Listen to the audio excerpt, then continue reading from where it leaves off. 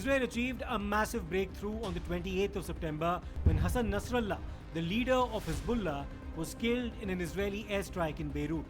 There was condemnation from many Arab states as well as Iran. Russia too condemned his killing. As Israel begins its ground offensive in Lebanon, to talk about the situation there and what really is the position of Lebanon, we have the ambassador of Lebanon to India, Dr. Rabi Nash, joining us. Thank you so much, sir, for joining us and speaking to us here at Times Now. Thank you. Yeah, Welcome you and your channel Thank and you your so much. viewers. Thank you so much for welcoming us and speaking to us. But let me begin by asking you, what is the situation on ground as Israel begins its ground offensive? We've seen airstrikes in recent days. What is the situation on ground?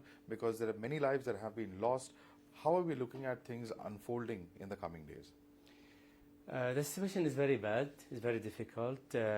Humanitarian-wise, we have lost about 2,000 innocent civilian lives and about 10,000 injuries. It's very difficult. We have 1 million displaced person and lots of damages to the infrastructure and residential buildings, lots of them. Military-wise, again, Israel is bombarding civilian targets every day on daily basis in the capital, and along the borders, everywhere in Lebanon. They spare no place in Lebanon from their bombs. Right. Because the claim of Israel is that, it's the Lebanese territory that has been used by Hezbollah to launch attacks on them in the past. This is the claim that Israel repeatedly makes to justify this attack on Lebanon soil. How do you respond to this? What do they mean by Lebanese territory used by Hezbollah? Hezbollah is Lebanese, and the members are Lebanese. They are on their land. They are in their homes, so they are defending their homes. But the claim that Hezbollah is hiding weapons and they have arsenals and depots of weapons under residential building is totally false. There have been a media tour in western suburb of Beirut organized by Hezbollah, and many journalists joined, many media persons joined, including Indian journalists, and they showed them that what they targeted, what the Israeli targeted, was pure civilian area with no weapons or anything. But they always have to justify this, unfortunately, by lies, to justify killing innocent people. Right, because the role of Hezbollah, then, as you say, it's a Lebanese group. What is the role that Hezbollah plays as far as the political and military landscape is concerned? How does it reflect the nation's stance on various such regional conflicts? Hezbollah is Lebanese. Of course, I mean, it's not secret that they are backed by Iran, and they have some maybe weapons and money and everything from, some support from Iran. But at the end of the day, they are Lebanese people. They are Lebanese party. When it comes to Lebanese politics, they play by the rules of the Lebanese political system. So this claim by the war criminal Netanyahu that we are not fighting the Lebanese people, we are fighting Hezbollah, this is wrong, and it's unacceptable. Hezbollah is Lebanese, and when they are fighting to defend their land and for their freedom. The other issue of that is, yes, we have differences as the government of Lebanon. They have some differences with Hezbollah, but this can be settled down with later. After the war settled. But when it comes to Lebanese politics, Hezbollah is a Lebanese party. But there are 3 ministerial posts since 2019 for Hezbollah in the Lebanese government, including 3 posts for Hezbollah in the cabinet. So they are very much part of the government in that sense? True, of course. They are Lebanese. Like I said, when it comes to Lebanese politics, they are in the Lebanese system, in the government, in the cabinet, and in the parliament. They are Lebanese. But it happens that they are, along the border with the terrorist state of Israel, and they are fighting them to defend their land. So how do you view the statements that come in from US and Israel? Because they view Mr. Hasan Nasrallah as a terrorist, and that's the position that they have taken, whether it's Israel, whether it's America, that's the position that they take vis-a-vis Mr. Nasrallah. There's no clear definition of terrorism. No one has, defined terrorism. If the definition of terrorism is using civilian targets for political agenda, then Israel is the first and foremost terrorist organization in the world, because Israel is killing civilians for their expansionism, for their political agenda and for their, unfortunately, biblical dream, twisted religious doctrine. Israel has been founded on a mistake, has been founded on a twisted a religious belief that they are the chosen people and the chosen land and whatever. This is very dangerous and this has to stop. The United States all through has stood solidly behind Israel. My direction, the United States military actively supported the defense of Israel, and we're still assessing the impact. But based on what we know now, the attack appears to have been defeated and ineffective. And this is testament to Israeli military capability and U.S. military. It's also a testament to intensive planning between the United States and Israel to anticipate and defend against the brazen attack we expected. Make no mistake, the United States is fully supportive of Israel. I'm clear-eyed. Iran is a destabilizing, dangerous force in the Middle East, and today's attack on Israel only further demonstrates that fact.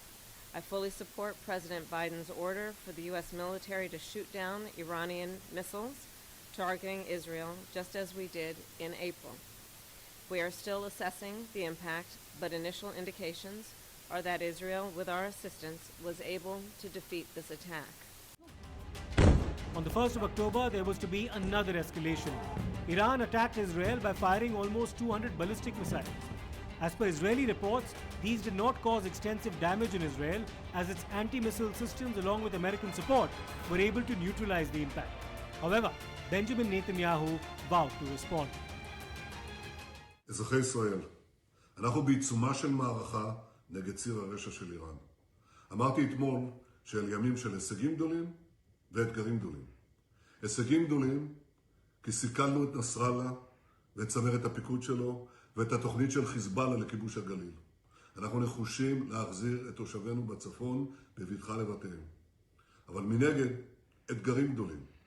מה שאני מבקש מכם זה שני דברים. אחד, להישמע בקפדנות להנחיות פיקוד העורף, זה מציל חיים. ושנית, לעמוד יחד איתנים בימי המבחן שלפנינו, ביחד נעמוד, יחד נילחם, יחד ננצח. Was Israel prepared for the attack mounted on Israel by Iran, especially after you struck the Hezbollah leadership a few days ago? I'll start with a very simple message. A very simple message that describes what is happening nowadays.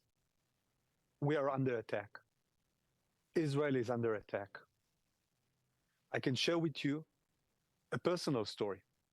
My daughter, 8 years old girl, was rushed into shelter. She was petrified. She was in tears. We couldn't calm her down all night long. And this is because the state terror of Iran decided to launch more than 100 missiles, actually almost 200 missiles against cities all over Israel. This is what's happening nowadays. We are under attack. We are under an aggressive attack coming from Iran. And I want to ask you, Navika, what would you do if all of a sudden, God forbid, New Delhi was being attacked, was being bombed, was being rocketed from an enemy state, a terror state, with more than 100 missiles falling on the city of New Delhi, of Rishikesh, of Varanasi, God forbid? What will India would do?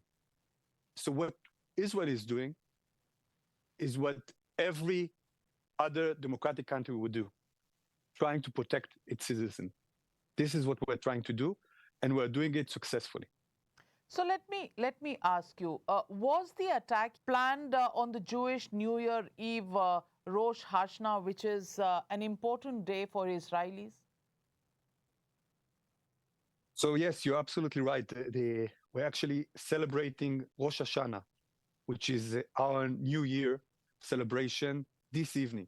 From here, I'm heading to celebrate our big New Year's Eve festival. And of course, these terrorists the Iranian, they don't care about religious events, and their only intention is to get as many Israelis killed, no matter what the date is, and if they can achieve a bigger catastrophe, they will do that.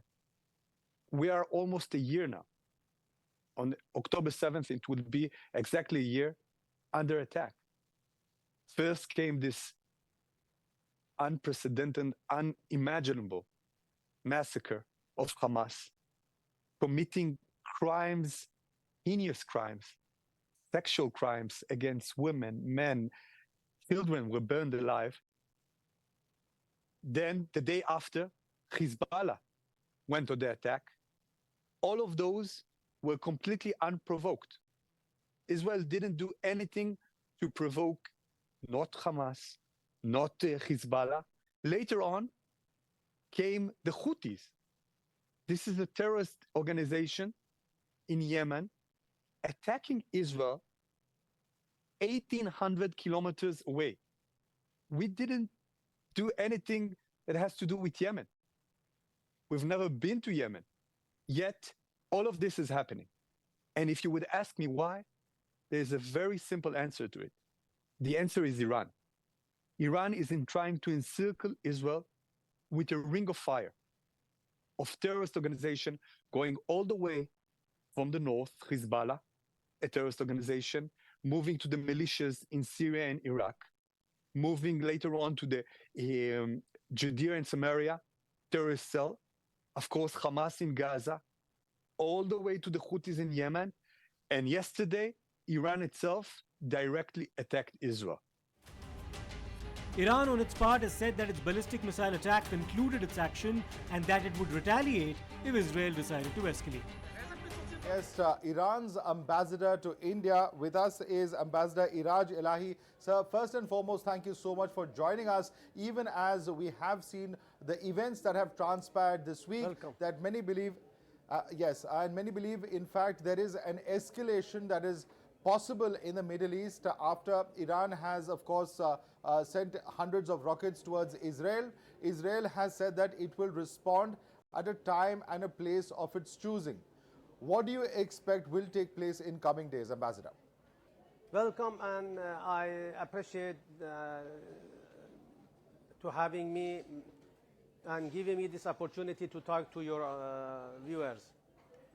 We hope that Israeli decision makers have learned enough from the strike which they have received from our missiles, and they will not escalate the situation.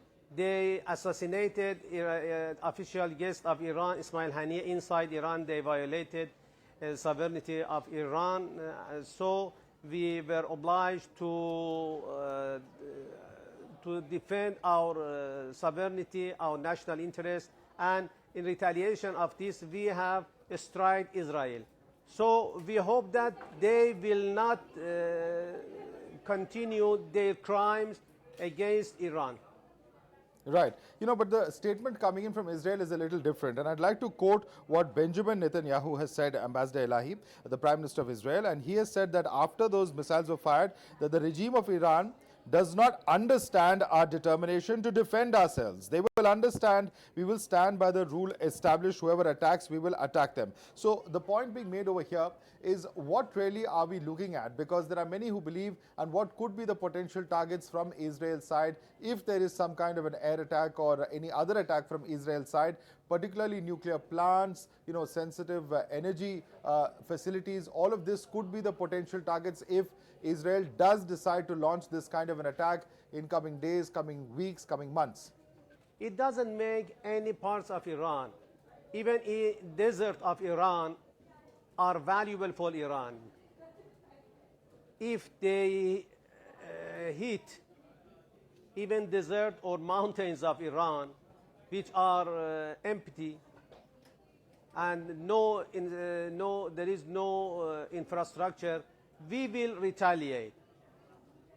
So it would be they will receive harmful and painful strike if they repeat their mistake. We hope that they revise their calculation about the military capability of Iran. They think and they believe that Iran is not able to defend its national interest and its territory. We hope that they have learned enough from the recent military strikes of Iran, which was painful for them. And they, despite of the censorship, they themselves felt this by their heart. India, of course, has a reason to be worried about how it's all panning out in the Middle East. India shares close ties with both Israel as well as Iran, and it remains to be seen if there is a role to play in brokering some kind of a lasting peace.